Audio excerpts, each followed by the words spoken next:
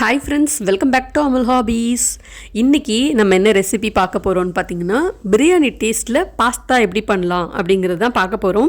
ஆக்சுவலாக நம்ம பிரியாணிலாம் பண்ணுற மாதிரியே இந்த பாஸ்தாவும் ஒரு தடவை நீங்கள் செஞ்சு பாருங்கள். ரொம்ப ரொம்ப டேஸ்ட்டாக இருக்கும். பிரியாணியை தோற்றுரும், அந்த அளவுக்கு இதோட டேஸ்ட் இருக்கும். கண்டிப்பாக ட்ரை பண்ணி பாருங்கள்.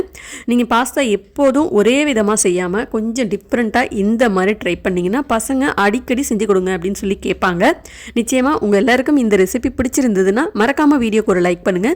அப்படியே நம்ம ரெசிபிஸ் எல்லாமே தொடர்ந்து பார்த்துட்ருக்கீங்க. நம்ம சேனலில் வர ரெசிபிஸ் உங்களுக்கு பிடிச்சிருந்ததுன்னா மறக்காமல் அமல் ஹாபீஸ் சேனலை சப்ஸ்கிரைப் பண்ணி சப்போர்ட் பண்ணுங்கள் ஃப்ரெண்ட்ஸ். பக்கத்தில் வர பெல் ஐகானையும் கிளிக் பண்ணிக்கோங்க. கிறிஸ்மஸ் ஸ்பெஷல் ரெசிபிஸ் எண்டு ஸ்கின்னில் கொடுக்குறேன், மறக்காமல் செக் பண்ணி பாருங்கள். இந்த பாஸ்தா பிரியாணி பண்ணுறதுக்கு 1/4 கிலோ அளவுக்கு பாஸ்தா எடுத்திருக்கேன். இந்த மாதிரி பாஸ்தா இல்லாமல் வேறு டிசைன்லலாம் கூட கிடைக்கும். சுருள் சுருளாக நீளமாக, இதில் உங்களுக்கு எந்த டிசைன் பிடிச்சிருந்தாலும் அதை நீங்கள் எடுத்துக்கலாம். இப்போ நான் இந்த ஷேப்பில் உள்ளதான் எடுத்திருக்கேன். இது ஒரு 1/4 கிலோ அளவுக்கு எடுத்திருக்கேன். இது நல்ல தண்ணியில் 2-3 தடவை அலசிட்டு எடுத்துகிட்டு வந்துடுறேன். பாருங்கள், நல்ல தண்ணியில் அலசிட்டு எடுத்துகிட்டு வந்துட்டேன். இப்போ இதை நம்ம வேக வச்சுக்கணும். பாஸ்தா வேக வைக்கிறதுக்கு அடிகனமான அகலமான பாத்திரத்தில் 5-6 கிளாஸ் அளவுக்கு தண்ணி சேர்த்துக்கோங்க. தண்ணி நல்லா கொதிச்சதுக்கப்புறம் கழுவி வச்ச பாஸ்தாவை சேர்த்துக்கோங்க. இந்த பாஸ்தா வேகும் போது ஒன்றோட ஒன்று ஒட்டாமல் இருக்கிறதுக்கு ஒரு 3-4 ஸ்பூன் எண்ணெய் சேர்த்துக்கோங்க. எண்ணெய் சேர்த்தோம்னா நல்லா ஒட்டாமல் உதிரியாக வரும். அதுக்காக தான் எண்ணெய் சேர்த்துட்டு நல்லா ஒரு தடவை கலந்து விட்டுருங்க. இந்த பாஸ்தா வேகிறதுக்கு ஒரு 7-8 நிமிஷம் போல் ஆகும். அதுக்குள்ளே நம்ம மற்ற வேலையெல்லாம் பார்க்கலாம். 2 பெரிய வெங்காயத்தை பிரியாணிக்கெலாம் கட் பண்ணுற மாதிரி இந்த மாதிரி மெல்லிஸாக கட் பண்ணி எடுத்து வச்சுக்கலாம். அதே மாதிரி 2 தக்காளியை கட் பண்ணிவிட்டு மிக்ஸி ஜாரில் சேர்த்து நல்லா ஒரு பேஸ்ட்டு மாதிரி அரைச்சி எடுத்துக்கணும். இதுக்கு பதிலாக நீங்கள் டொமேட்டோ சாஸ் இருந்தது அப்படின்னா அது கூட நீங்கள் சேர்த்துக்கலாம். நான் இன்றைக்கி தக்காளியை இந்த மாதிரி அரைச்சி தான் சேர்க்க போகிறேன். தக்காளியை நம்ம சின்ன சின்ன பீஸாக கட் பண்ணிவிட்டு அதுக்கப்புறம் தான் வதக்கி சமைப்போம் இல்லையா? ஆனால் இந்த மாதிரி ஒரு தடவை பேஸ்ட்டாக அரைச்சிட்டு அதுக்கப்புறம் சேர்த்து பாருங்கள். ரொம்ப டேஸ்ட்டும் டிஃப்ரெண்ட்டாக இருக்கும். ட்ரை பண்ணி பாருங்கள்.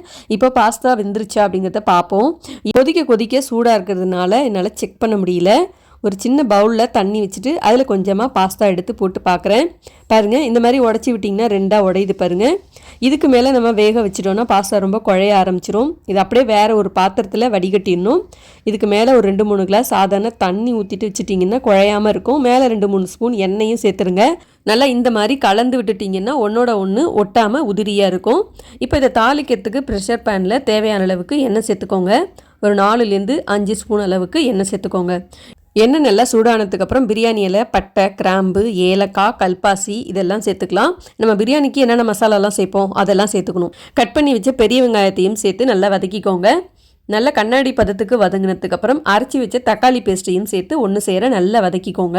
வெங்காயம் தக்காளி எல்லாமே நல்லா வதங்கினதுக்கப்புறம் 1/2 ஸ்பூன் மஞ்சள் தூள், 1 ஸ்பூன் சிவப்பு மிளகாய் தூள், 1/2 ஸ்பூன் தனியாத்தூள், 3/4 ஸ்பூன் கரம் மசாலா தூள், 3/4 ஸ்பூன் பிரியாணி மசாலா தூள் இதெல்லாத்தையும் சேர்த்துக்கணும்.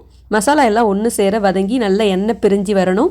இந்த அளவுக்கு வந்ததுக்கப்புறம் வேக வச்ச பாஸ்தாவை சேர்த்துக்கணும். வேக வச்ச பாஸ்தா கூட ஒரு 1/2 ஸ்பூன் இஞ்சி பூண்டு பேஸ்ட்டு சேர்த்துட்டு நம்ம சேர்த்த இந்த மசாலா எல்லாமே பாஸ்தாவோட நல்லா கோட்டாகிற அளவுக்கு இந்த மாதிரி கலந்து விடணும்.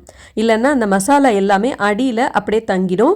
இப்போ இது கூடவே ஒரு 3 ஸ்பூன் டொமேட்டோ கெச்சப் சேர்த்துக்கிறேன். இது ஆப்ஷனல் தான், நீங்கள் தேவைப்பட்டால் சேர்த்துக்கோங்க. இது சேர்த்து செஞ்சிங்கன்னா இன்னும் நல்ல டேஸ்ட்டாகவும் இருக்கும். நல்லா இந்த மாதிரி கலந்துக்கோங்க. இதில் தேவைப்பட்டால் நீங்கள் வேக வச்ச காய்கறிகள்லாம் கூட சேர்த்துக்கலாம். பட்டாணி, பன்னீர், கேரட், பீன்ஸ், உருளைக்கிழங்கு இதெல்லாம் கூட நீங்கள் சேர்த்துக்கலாம். இப்போது இன்னொரு பேனில் எண்ணெய் சூடு பண்ணிவிட்டு எண்ணெய் நல்லா காஞ்சதுக்கப்புறம் 4 முட்டை உடச்சி ஊற்றிக்கிறேன். இந்த எண்ணெயிலேயே முட்டை நல்லா வெந்து பொலன்னு வர்ற அளவுக்கு வேக வச்சு எடுத்துக்கணும். முட்டை வேணாம் அப்படின்னு நினச்சிங்கன்னா இதை ஸ்கிப் பண்ணிக்கலாம். நீங்கள் காய்கறிகள் சேர்த்து கூட செய்யலாம். இந்த முட்டையை வேக வச்சுட்டு சின்ன சின்ன பீஸாக கட் பண்ணிவிட்டு கூட நீங்கள் செய்யலாம். இப்போ இந்த முட்டை நல்லா இந்த அளவுக்கு பொலன்னு வெந்து வந்திருக்கு பாருங்கள். இதை அப்படியே நம்ம இந்த பாஸ்தா கூட சேர்த்துடலாம். பாஸ்தாவோட சேர்த்துட்டு நல்லா இந்த மாதிரி கலந்து விட்டுக்கோங்க. தேவையான அளவுக்கு உப்பு சேர்த்துருங்க. அவ்வளோதான், சூப்பரான முட்டை பாஸ்தா பிரியாணி ரெடி ஆகிடுச்சு. நல்லா சுட சுட சாப்பிடும்போது ரொம்ப ரொம்ப டேஸ்ட்டாக இருக்கும். சாதாரணமாக வெங்காயம் தக்காளிலாம் சேர்த்து தான் இந்த பாஸ்தா செய்வேன். ஆனால் ஜெனி என்கிட்ட ஒரு வாட்டி கேட்டிருந்தா பிரியாணி ஸ்டைலில் பாஸ்தா செஞ்சு கொடுக்கக்கா அப்படின்னு சொல்லிட்டு. ஸோ அதனால தான் நான் ட்ரை பண்ணியிருந்தேன். ரொம்ப டேஸ்ட்டாகவும் இருந்தது. என் பசங்க அடுத்த நாளும் இதே மாதிரி செஞ்சு கொடுங்கம்மா அப்படின்னு சொல்லி கேட்டிருந்தாங்க. ஜெனி யாருங்கிறத தெரிஞ்சுக்கணுன்னா எண்டு ஸ்கிரீனில் வீடியோ கொடுத்துருக்கேன், செக் பண்ணி பாருங்கள். இந்த பாஸ்தா ரெசிபி உங்களுக்கு ரொம்ப பிடிச்சிருந்ததுன்னா மறக்காமல் லைக் பண்ணுங்கள். அப்படியே பாஸ்தா யாருக்கெல்லாம் ரொம்ப ரொம்ப பிடிக்கும், வித்தியாசமாக செஞ்சு சாப்பிடணும்னு நினைக்கிறவங்களுக்கு ஷேர் பண்ண மறந்துடாதீங்க. அப்படியே நம்ம சேனலில் வர ரெசிபிஸ் எல்லாம் உங்களுக்கு பிடிச்சிருந்ததுன்னா தொடர்ந்து சப்ஸ்கிரைப் பண்ணி சப்போர்ட் பண்ணுங்கள் ஃப்ரெண்ட்ஸ். அடுத்த ஒரு வீடியோவில் பார்க்கலாம். பாய்.